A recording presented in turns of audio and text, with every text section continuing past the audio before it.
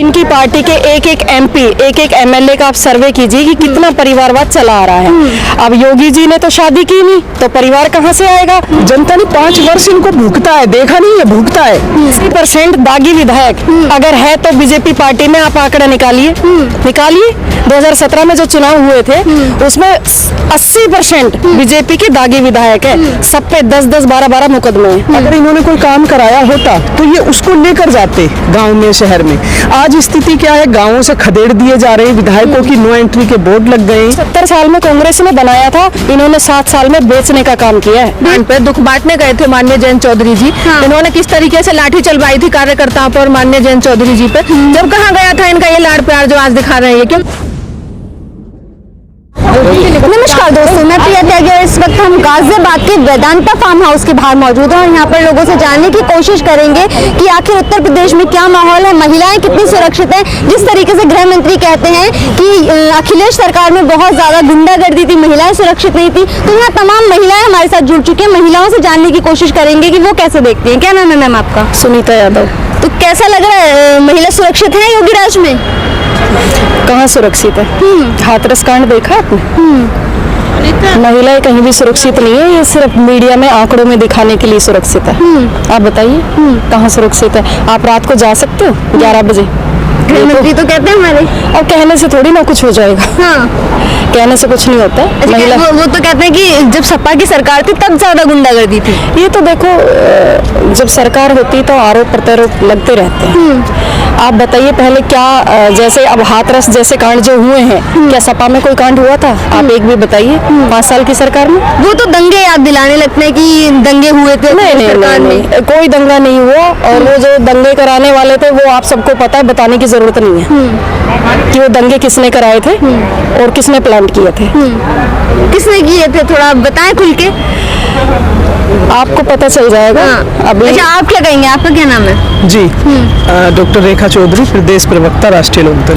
तो कैसा लग रहा, जयंत चौधरी भी आए हुए थे, अखिलेश यादव भी यहाँ पर मौजूद थे, तो विश्वास हो रहा है? विश्वास पूरा है, क्योंकि ये लड़ाई, ये जो चुनाव है इस बार, जो गठबंधन हुआ है विकास के मुद्दे पर हुआ है, विकास को लेकर हुआ है, मुद्दों को लेकर हुआ है। हमारे मुद्दे बेरोजगारी है, हमारे मुद्दे किसान हैं, किसानों की समस्याएं हैं, हमारे मुद्दे महिला सुरक्षा है, हमारे मुद्दे भ्रष्टाचार है, हमारे मुद्दे महंगाई को कम करना है। इन्होंने, जैसा आप अभी पूछ रही थी कि दंगे किसने करवाए, तो मैं बिल्कुल खुलकर बताती हूँ आपको कि जो भारतीय जनता पार्टी है, जो सत्ता में आज सरकार है, उसका काम ही भाई को भाई से लड़ाने का है। वो धर्म और जाति की राजनीति करती है, सिर्फ सांप्रदायिकता फैलाना उसका मुख्य उद्देश्य है। क्योंकि इनके पास, अगर आप देखें पिछले 5 वर्षों में, अगर इनके पास कोई मुद्दा होता, अगर इन्होंने कोई काम कराया होता, तो ये उसको लेकर जाते गांव में, शहर में। आज स्थिति क्या है, गांवों से खदेड़ दिए जा रहे हैं विधायकों की, नो एंट्री के बोर्ड लग गए। यहाँ तक कि गृह मंत्री को घुसने नहीं दिया जा रहा, इसलिए वो घर घर मांग रहा है। मैं आपको बता दूं, राजनाथ सिंह की अभी प्रस्तावित वो थी मीटिंग बागपत के टटीरी में, तो वहाँ से पहले दिन ही रिपोर्ट राजनाथ सिंह को मिल गई कि यहाँ लोग आपके ऊपर चप्पल जूते बरसाएंगे, तो इसलिए वो कैंसिल कर दी तुरंत। इतना आक्रोश, इतना असंतोष जनता में भर चुका है इनके प्रति कि इन्होंने काम ही ऐसे किए हैं। जनता ने 5 वर्ष इनको भुगता है, देखा नहीं है, भुगता है। 5 वर्ष तक जनता प्रताड़ित हुई है इनसे, हर मुद्दे पर, हर वर्ग में असंतोष है। कोई भी वर्ग संतुष्ट नहीं है, चाहे किसान हो, महिला हो, युवा हो। युवा देखिए आप, रोजगार छीन लिए इन्होंने। 70 लाख रोजगार देने का वादा किया, रोजगार दिए नहीं, उल्टा छीन लिए। आज दिए युवाओं को रोजगार, अब 70 लाख में से 4.5 लाख ले लिए। और सुनिए, उसमें से 20 लाख छीन गई नौकरियां। 80% दागी विधायक अगर है तो बीजेपी पार्टी में आप आंकड़ा निकालिए। 2017 में जो चुनाव हुए थे उसमें 80% बीजेपी के दागी विधायक है। सब पे 10-10, 12-12 मुकदमे हैं। आप बताइए। बीजेपी तो कहती है हम तो राष्ट्रवाद की राजनीति करते हैं, देश पहले हमारे लिए।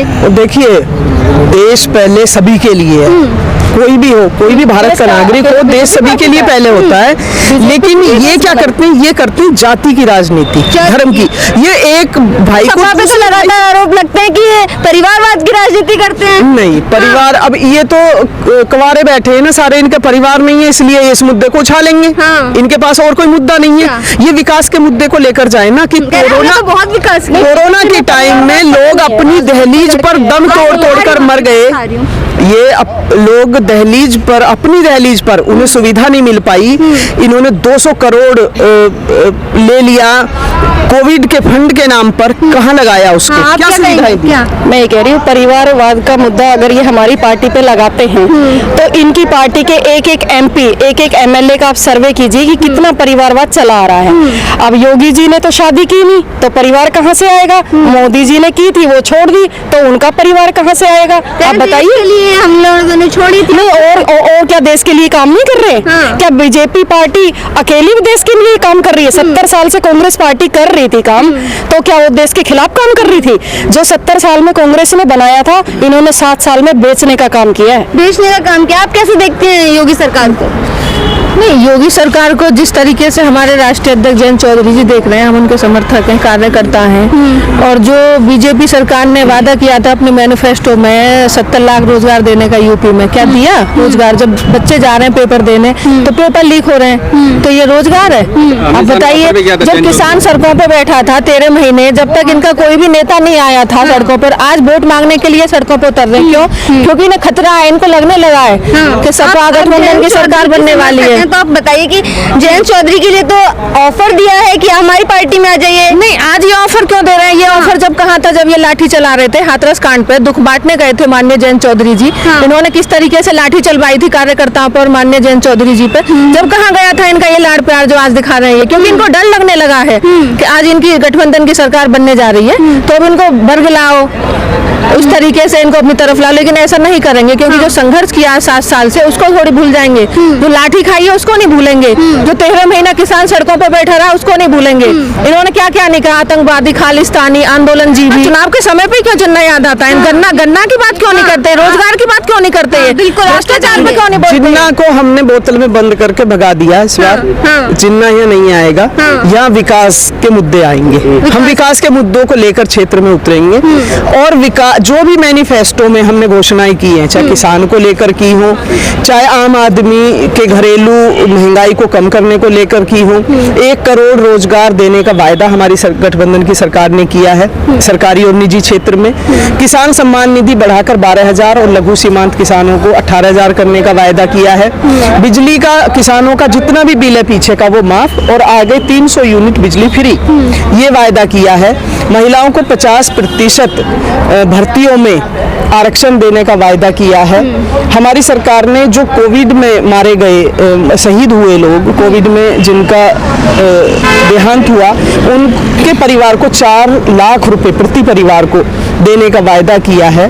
जो 750 किसान शहादत दी जिन्होंने बॉर्डर पर बैठकर किसान आंदोलन में, उनके परिवार को 1-1 करोड़ रुपए देने का वायदा किया है। हमारे जो भी मैनिफेस्टो में वायदे हैं, सारी सरकारें करती हैं, नहीं, आप हमारे मैनिफेस्टो में जो भी लिखे हुए हैं, देखिए मैं बता दूं, बाकी पार्टियों से विश्वास करेगी कि हमारी पार्टी का मैनिफेस्टो टेबल पे बैठ के नहीं बना है। हमारी पार्टी के मैनिफेस्टो बनाने के लिए 25 लोगों की कमेटी बनी आज से 5 महीने पूर्व। इतने समय पहले कोई अपनी मैनिफेस्टो तैयार नहीं करता। वे 25 लोग गांव-गांव, शहर-शहर में गए, लोगों से जाना उनकी जरूरत क्या है, उनके मुद्दे क्या हैं, उनको तब उनमें से निकाला कि जो बहुत जरूरी है, जो वास्तव में आवश्यकता की चीजें हैं, उन 22 पॉइंट को, उन 22 मुद्दों को अपने मैनिफेस्टो में हमने लिया है। हम मैनिफेस्टो को लेके गांव-गांव जा रहे हैं। हम भाईचारा सम्मेलन हमने किए, हम भाईचारा की बात करते हैं, विकास की बात करते हैं, हम जाति पाति धर्म की बात नहीं करते, द्वेष फैलाने की बात नहीं करते बीजेपी की तरह। हमने सारी जातियों को एक साथ जोड़ कर कार्यक्रम किए। हमने बहुजन उदय के कार्यक्रम किए, जिसमें दलित भाइयों को बहुत सम्मान देने का काम हमने किया। उससे दलित वर्ग, दलित भाई, दलित बहनें हमारे साथ आई, हमारे समीप आए हैं।